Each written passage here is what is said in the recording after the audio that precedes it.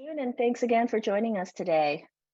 Today we will be covering the post-approval correction scenario, but before we dive in, I want to do a recap of the correction scenarios that we covered in the last walkthrough. There are essentially three phases that your application, or what we call service requests or SRs, can go through over its submission lifecycle.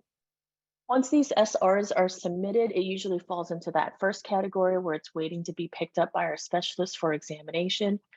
That status is usually called pending or pending review. In this time period, you have the most amount of flexibility. Before the examination begins, you can pretty much correct anything in your SR. Did you upload the wrong document by accident? You can change it as long as your application is in this pending status. Did your document not include signatures? It's okay because you can make as many corrections as you want because our staff member has not picked it up. Once the status changes to in review, your options become more limited for corrections and amplifications. You cannot just open an SR and freely make updates. Someone from the copyright office has to send that SR back to you. If the SR comes back into your possession, you will not be able to update signatures within your document, and you will not be able to replace the document. You can, however, correct and amplify indexing information and certification statements. What if you catch a mistake after your document has been posted to the public record? And that's the third scenario that we will cover today, which is what we call the post-approval corrections and amplifications. This scenario was introduced as part of the pilot program, and there are new features that I'll cover that you will not have seen from the paper-based submission process. Before I dive into that live walkthrough portion, let's talk through some concepts here. In the post-approval correction and amplification scenario, you cannot modify the original SR. That has already been published to the public record. In this scenario, what you end up doing is you file a brand new SR type for your corrections or amplifications. And as part of this correction type SR, you can correct indexing information, add, delete, modify works, which may impact your fee, or correct the documents, which will also have a fee with it. You can replace the document, you can update your certification. Again, you cannot make changes to the original SR. What will happen is that the system will cross-reference your correction SR with the original SR and vice versa. We will also do the same in the public record. There's a record for your correction in the public record system, and it will be cross-referenced with the record for the original SR that you made corrections to. In addition, the system will track the corrections you've made and publish a short summary of what was modified, so when someone reads that correction record, they have a high-level idea of what was modified. All right, let's go ahead and get started.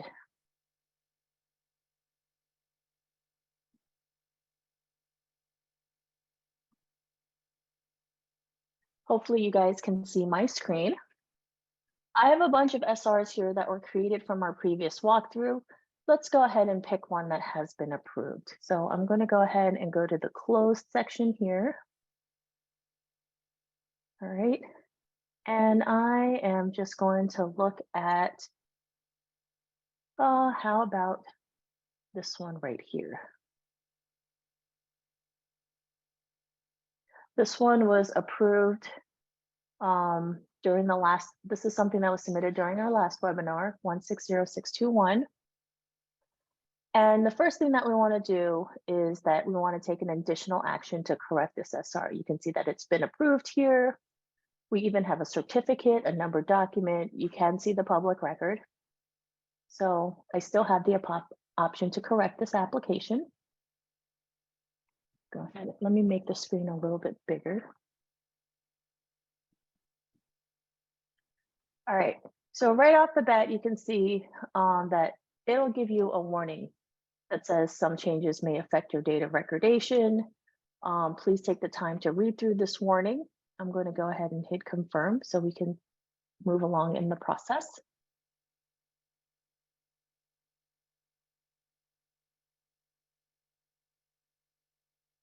And I don't know if you saw this earlier, but if I go back, it would be SR 160621.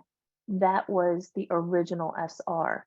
And right here, you can see that the number is different. This one is 160638. And that's coming back to the earlier concept where we were saying that correction SRs for post-approval corrections, they do not modify the original SR. It is its own SR type. All right. So the first thing that you'll see that's slightly different is that you can correct this document. If you do this, you cannot reverse the action and a fee will be incurred. So if I click correct the document, the system will say, hey, are you sure you want to do this? And if so, tell me how the document have changed. So you can say, I added a schedule to the document. It was previously missed.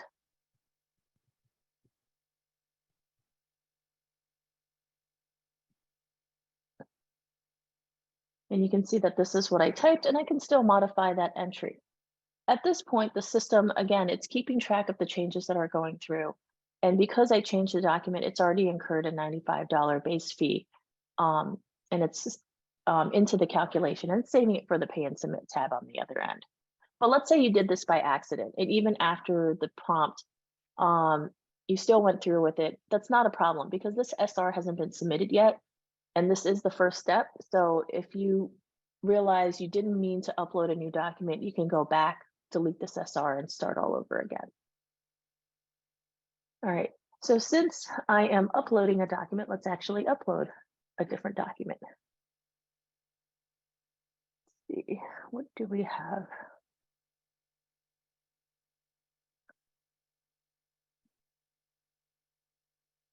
All right, so here I have uploading a new document. So this is a document that I have. And because I uploaded a new document, I have to recertify that my document is a true and correct copy. I'm going to go ahead and do that.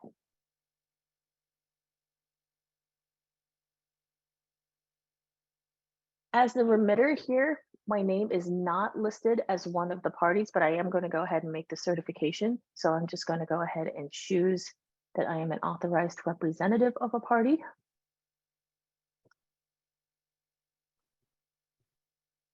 And I represent Bakalis Anmazar in this example. And I am going to branch off on a tangent here. I mentioned this certification field. We've had a lot of questions about this field for our regular SRs and applies to corrections as well. If you certify as a party, you are indicating that you, the person who's filling out the submission wizard, is listed as a party in the document, meaning that they can find your name in the document.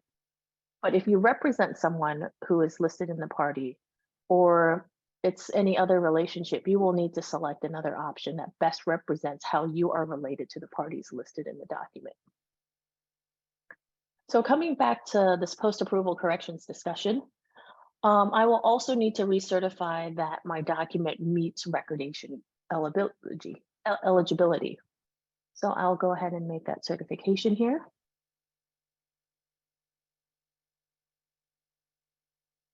And keep in mind that I'm only recertifying this because I uploaded a new document. If I didn't upload a new document, I wouldn't have to recertify, unless that is one of the changes that you needed to make.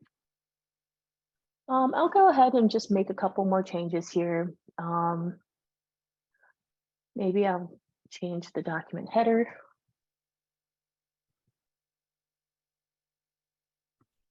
Let's go ahead and add a date of execution.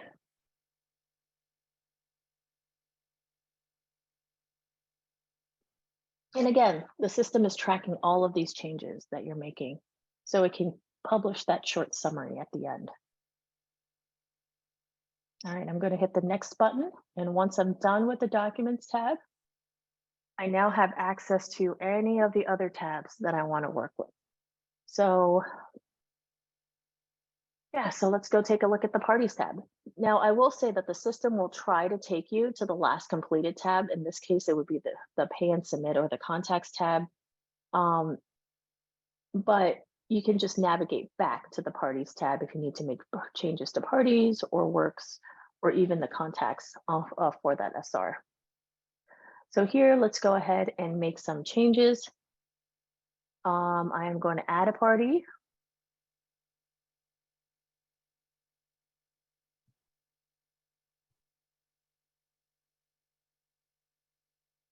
And maybe what I'll do is I'll modify a party.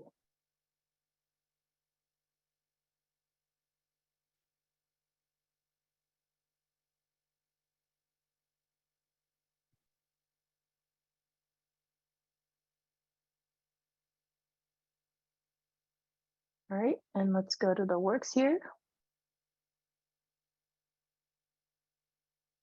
I can delete some works.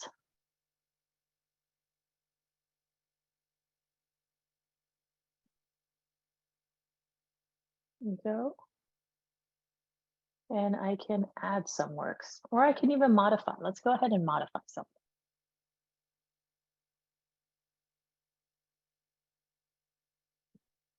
Maybe we'll update the registration number here. Maybe I had a typo.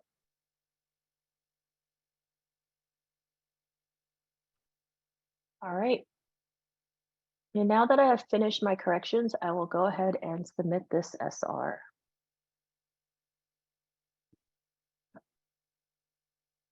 Now, I do want to mention something here. We keep track of all of the fee differences as part of corrections. And if some of you have attended the last webinar, if you've made corrections that bump you up a fee tier, then we will ask for you to pay the difference. If you make changes that bump you down into a lower fee tier, we will give you a refund. In this example, what we have done is we have updated the document, which charges an extra base fee, but we have also reduced the number of titles, which puts us eligible for a refund. So between the two, you actually see that for this service request, we get a refund of $70. And because we're getting a refund, we don't have to select the payment. Now, if we were to do a payment, let's say we bumped up, if we had a fee that's left over, we bumped up the number of works here and it put us into a different fee tier, you would have to select one of these payment methods to pay for that fee difference before you can submit the SR. So here I'm going to go ahead and say, yes, I have the authority to submit this SR. We always have to certify before we submit any SR, whether that's a correction or whether that's just the original SR, the first document that you're trying to submit.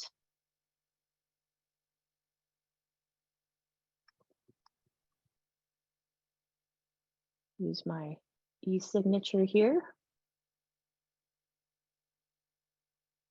And then I'm going to go ahead and check out. And this, by clicking this checkout button, I'm going to be submitting my payment if I have any, which I don't.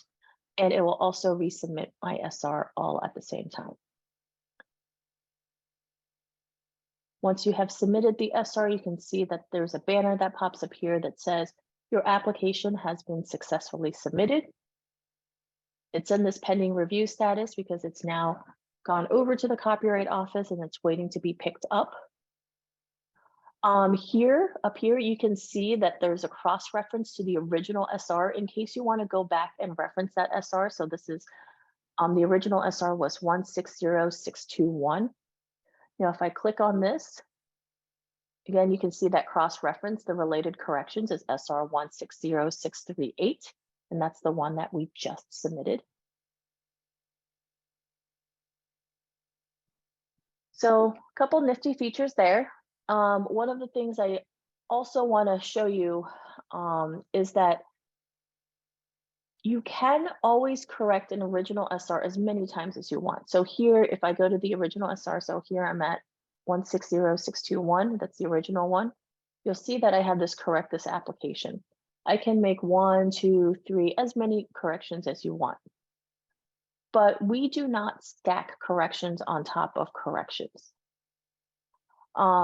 So if you go to the one that I just provided, submitted, which is this 1600638, you do not see a correct this SR option in the additional actions because, again, you cannot correct a correction. This is by design.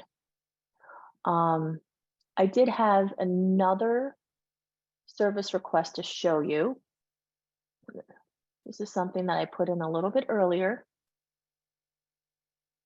This is SR 160610. It is a document that I submitted just a couple days ago, so I can show you what multiple corrections look like. So I went ahead and made 3 corrections on this, and you'll see that they're all cross-referenced here to the original SR. And if I click on each of them, they will reference back to the original SR.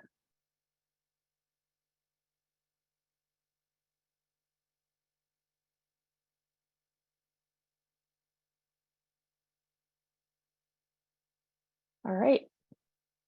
So hopefully you will not need to make this many corrections, but if you do, you know that they will be all tied together. So let's go ahead and navigate to the public record system.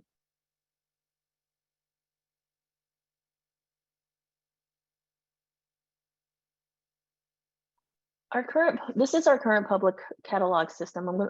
It's not going to be shown in the new CPRS pilot system. And this runs an update every evening. So we won't be able to see the same record that we just made corrections to, but I have some data to show you, specifically the one that I just had up, which is this SR here with the 3 corrections. So this one is, let me see, I believe it is, okay, V70,000 D249. So that's the document number. And then we will go ahead and pull this up. So let's take a look at the base record, which is the original SR here. Let me make this a little bit bigger so we can see it. And when I say base record, for those who are unfamiliar with the system, the base record is the main record. The other records that you see in the search results, those are the title records. And they provide you a little bit more detail for each of the titles that are listed in the base record. So here you can see it's matrix and 11 other titles. The title records will show you a little bit more detail. If you'd like to know more about base and title records, please reach out to our public information office and they can explain that to you. But what I really wanted to show you is that in the base record, you can now see that we have new tags and new labels that say supplemented by. And these are the 3 SRs that we made correction. These are the 3 correction SRs that we made to the original. So let's grab one of these.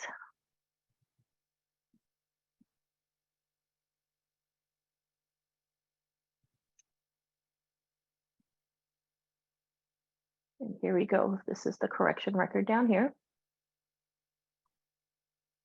And if you look at V70,000 D251, which again was pulled from the supplemented by field, you can see that the correction record already looks different than my original record. There is a corrected on date listed here, and that is the indexing date for the correction. The Copyright Office will not alter the original SR's date of recordation.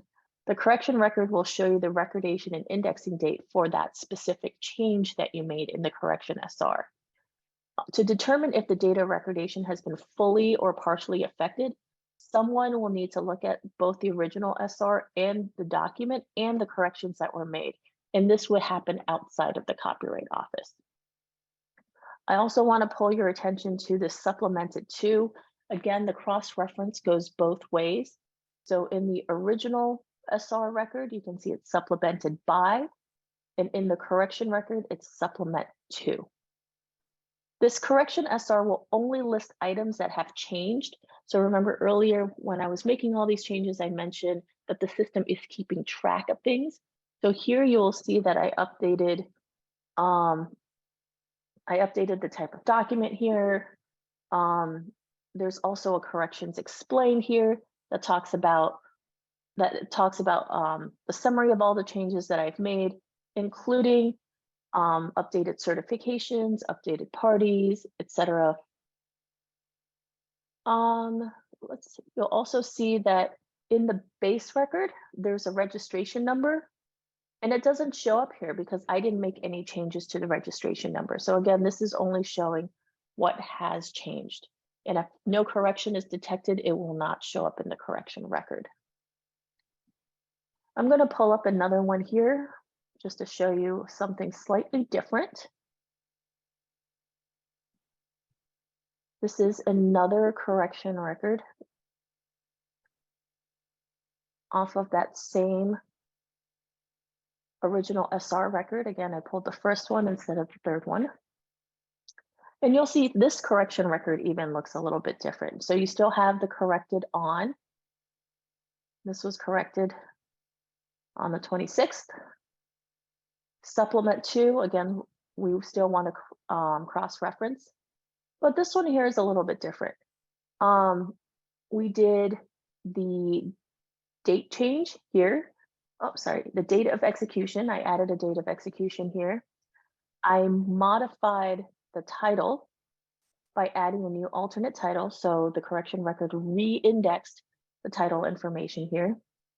And I also added some additional information for the party. So again, the system re-indexed the party information.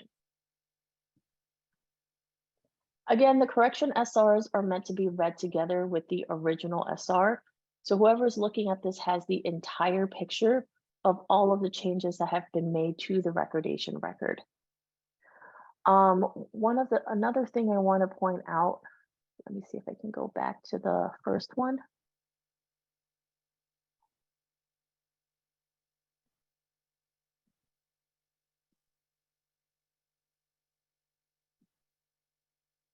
Is that we have this corrections explained field.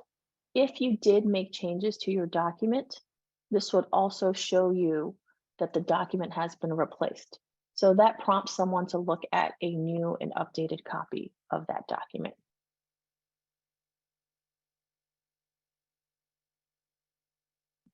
All right, that concludes the end of the live portion of the walkthrough. So coming back to the slides, I do want to review a few statuses that are important to know. First, if your SR is in the draft status, it means that they are not submitted to the Copyright Office.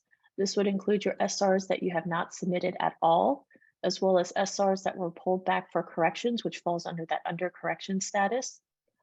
SRs that are not submitted for post-approval corrections would also show up in the draft folder. Even for your post-approval correction SRs, if anything is sent back for modifications just based on the review process, then it will also come back to the draft folder. So a good way to look at it is your draft folder is anything that you need to take action on and has not been submitted. Once you resubmit your correction or your correction SRs, it will go back to the previous status that it was before it was returned to you. So if you're talking about a post-approval correction SR and you submit it for the first time, then it would go into that pending review status. However, if that post-approval correction SR was sent back to you to make changes for whatever reason, it will not go back through that pending status. It will just go back to the examiner that you've been communicating with, and it will end up back into that examiner's queue.